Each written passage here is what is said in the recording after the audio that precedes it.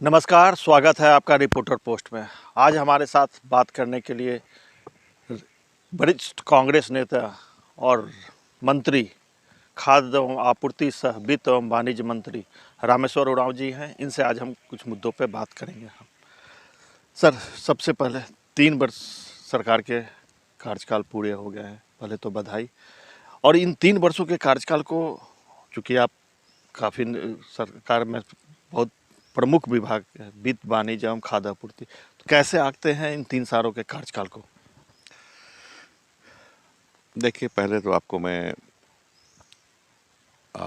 Happy new year कहूँगा आप सबों को, और धन्यवाद भी दूंगा कि आप आए हैं और लोगों के लिए, लोगों से हमको मिला रहे हैं अपने चैनल के मार्फत से। 3 साल में हम ये कहेंगे कि जो सत्ता हमको मिली थी 2019 दिसंबर में, उससे हम बहुत आगे बढ़े हैं, हर मायने में आगे बढ़े हैं। चाहे वो लॉ एंड ऑर्डर का मामला हो, चाहे वो विकास का मामला हो, चाहे इंफ्रास्ट्रक्चर क्रिएशन का मामला हो, कल्याणकारी योजनाओं को लागू करने का मामला हो, सभी क्षेत्र में है हम आगे बढ़े। पहला तो हम कहेंगे कि कोरोना पीरियड 2 साल लगभग हमको झेलना पड़ा, और पूरा देश इसका गवाह है कि झारखंड में कोरोना के समय में सभी विभागों ने काम किया, बेहतर काम किया। खास करके कांग्रेस पार्टी के रूप में बोलूँगा। दूसरे पार्टियों के ऑफिस बंद हो गए, ताले लग गए, लेकिन आप सभी गवाह हैं कि उस पीरियड में कांग्रेस ऑफिस खुला रहता था। पूरे राज्य में हम लोग गरीबों को चावल बंटवाते थे, सरकारी चावल नहीं, प्राइवेट चावल, लोगों से मांग करके, समृद्ध लोगों से मांग करके हम चावल गरीबों के बीच में बांट रहे थे। चूंकि पैसा रहते हुए भी खरीद नहीं पाते बेचारे, तो घर पहुंचा रहे थे हम लोग।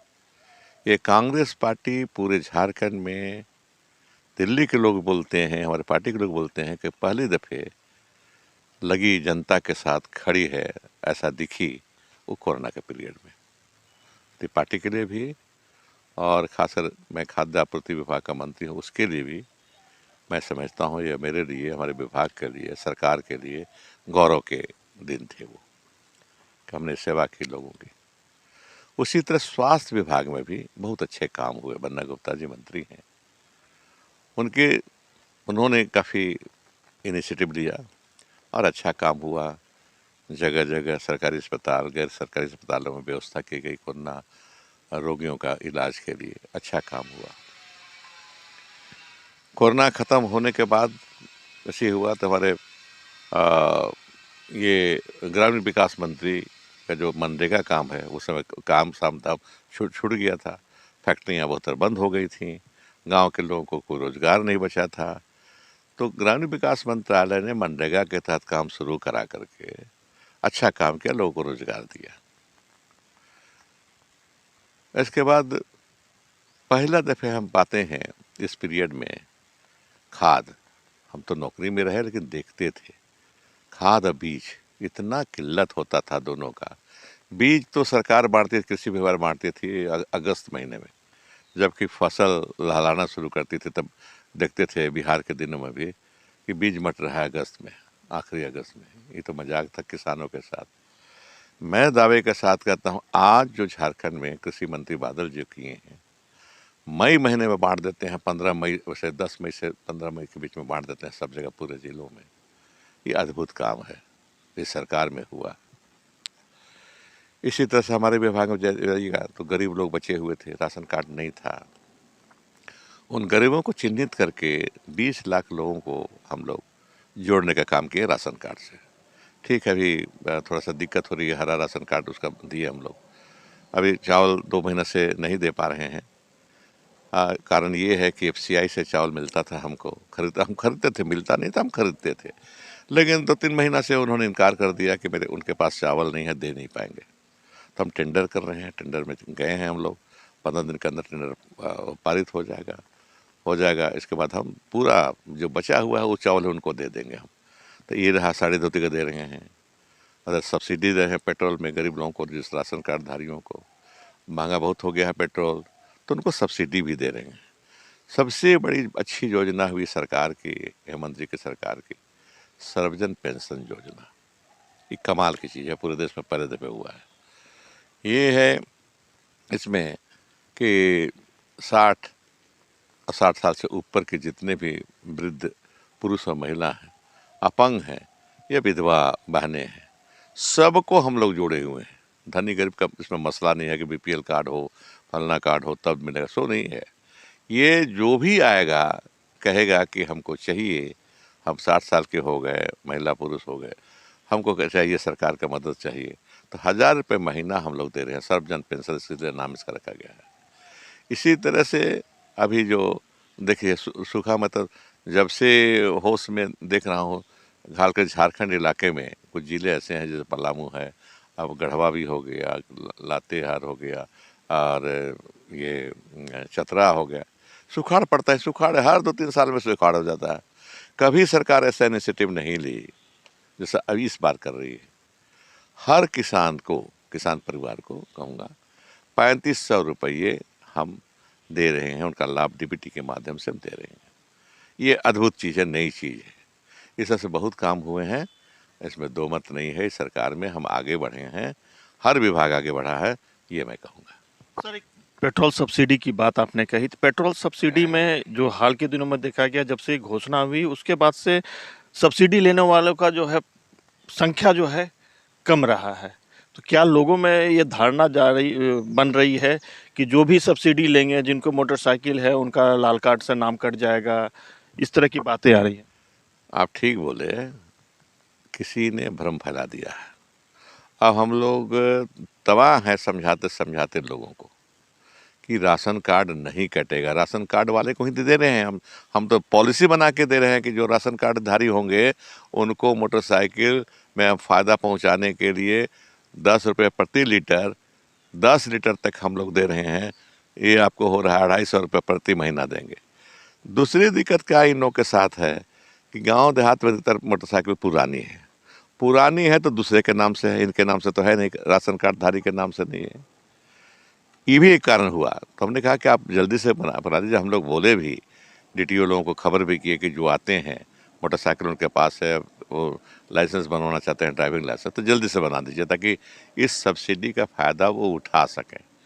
अब उनको पहल लेना पड़ेगा, मोटरसाइकिल वाले को पहल लेना पड़ेगा, उनको जाना पड़ेगा डीटीओ के पास। तो ये सब कमियां हैं। आप ठीक कर रहे हैं, हम भी महसूस करते हैं। शुरुआत में 1.5 लाख तक पहुंच गया, लेकिन बाद के वर्षों में, बाद के महीनों में धीरे धीरे कम होता चला गया है। तो एक तो गलतफहमी फैला दी गई है कि राशन कार्ड कट जाता। ऐसा मैं आपके माध्यम से, आपके चैनल के माध्यम से बताना चाहूँगा लोगों को कि ऐसा कुछ नहीं है। पॉलिसी आपके लिए है, तो आपका राशन कार्ड से करने जाएगा। राशन कार्ड कट जाएगा तो आपको तो ऐसे नहीं मिलेगा।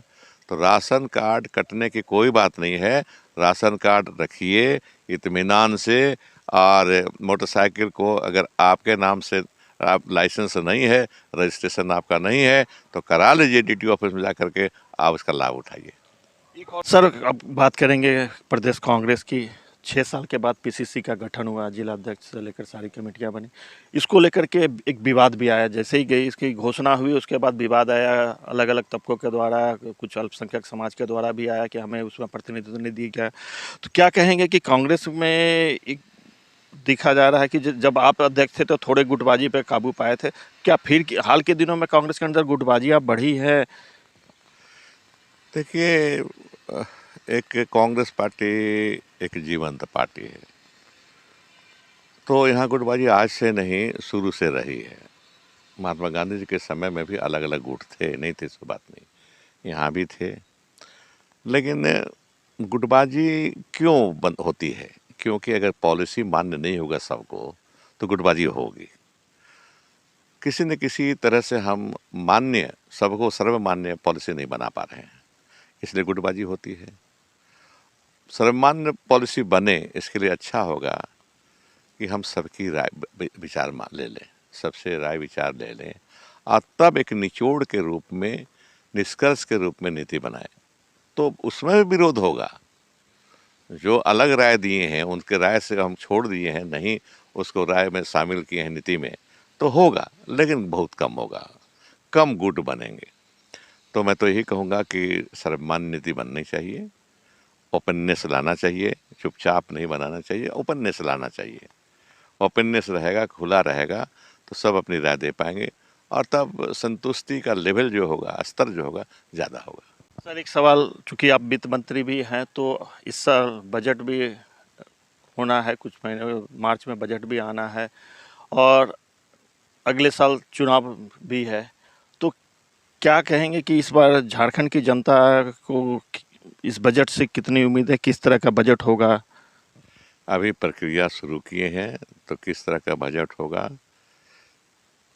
ये बताया नहीं जा सकता है, आकार लेगा तब बताया जा सकता है। कल एक पत्रकार, बड़े पत्रकार से बात हमारी हो रही थी टेलीफोनिक, तो वो पूछना चाह रहे थे कैसे बजट बनाएंगे, जैसे आप पूछ रहे हैं। तो मैंने कहा कि आपसे पूछूंगा, मैं इस बार पत्रकारों को भी बुलाऊंगा राय देने के लिए, उस समय आकर के राय दीजिएगा कैसे बनना चाहिए।